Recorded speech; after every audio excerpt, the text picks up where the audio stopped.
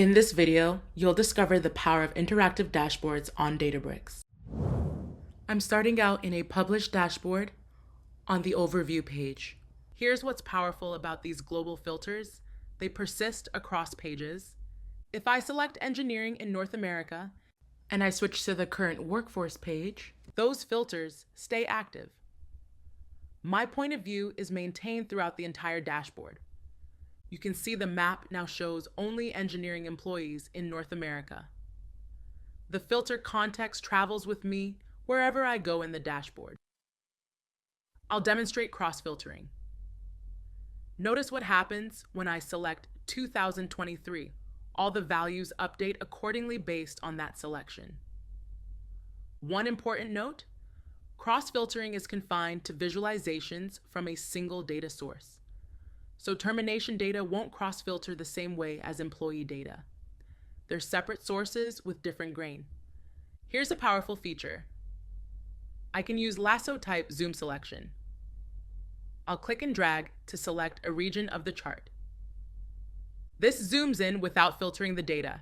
I'm just changing my view while keeping the full context. It's a great way to examine specific areas without losing the overall picture. I'll clear the zoom to return to the full view. I'll right-click on a data point to show you drill-through capabilities. From here, I can drill from the overview page to the employee detail. This is really useful when executives want to go from high-level metrics straight to the underlying records. Here's the full employee information for that selection. Every field, every record, filtered to the context I clicked on. Everything is automatically scoped to what I selected, so there's no manual filtering needed. I see there's an interesting change in the data here, so I can right-click on a data point and ask Genie about it. Instead of manually investigating what caused this spike, I'll ask Genie to explain this increase. Check this out. Genie shows the top drivers analysis. It's doing the analytical work for you in real time. It explains the percent increase and breaks down what's contributing to the change. You're getting instant insights without writing any queries. I can view this in a side panel, expandable when I need more space, or I can open it in full screen view. This gives you a full conversational interface where you can dig deeper. Let's ask Genie a question. This is where Genie really shines.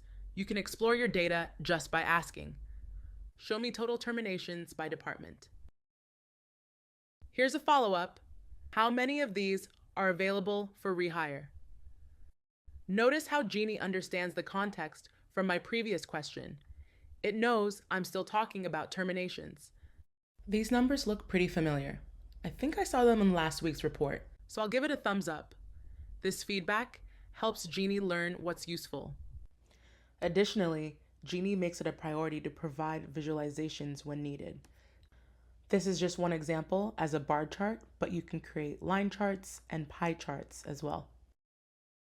And here's one last thing. Here's the dashboard, embedded in Confluence.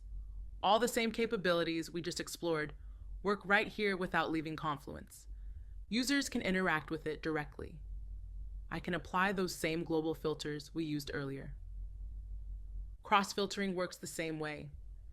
Selecting a data point updates the other visualizations. I can still use lasso zoom to examine specific regions of the data. And drill through functionality is available too. Right-clicking takes me to the detailed views we created. It's a seamless experience for everyone who needs access to this data, right where they're already working.